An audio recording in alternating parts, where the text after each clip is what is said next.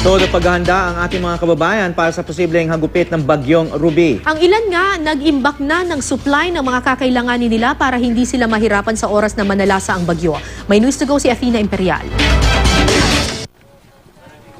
Halos limasin ng mga residente ang stock ng gasolina, krudo at kerosene sa gasolinahang ito sa Javier Leyte.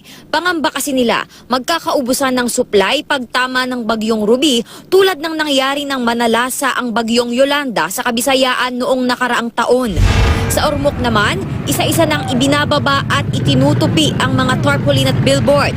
Pati mga antenna receivers, inaalis na rin.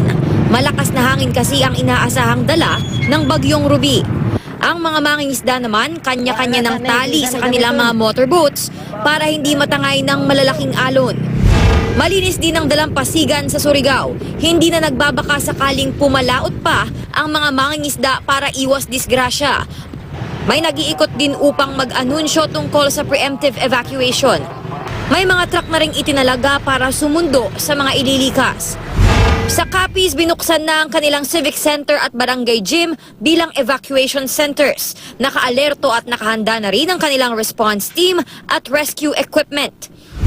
Dahil nasa alert level C ang probinsya ng Bohol, sinimulan na ng mga residente doon ang pagpuputol ng mga punong kahoy.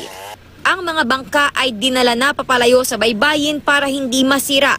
May forced evacuation na rin sa mga residente ng Gaus Island. Ang mga paaralan sa Calape, Katigian, Talibon, Duero at Sagbayan ginawa na rin bilang mga evacuation centers.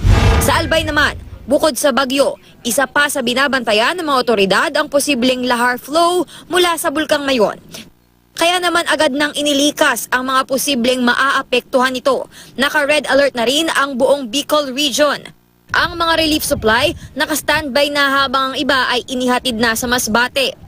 Oras namang tumama sa lupa ang bagyong Ruby, posibleng mag-signal number 3 sa kanilang probinsya, kaya't maagang evacuation sa may higit 200,000 residente ang kanilang pinaghahandaan.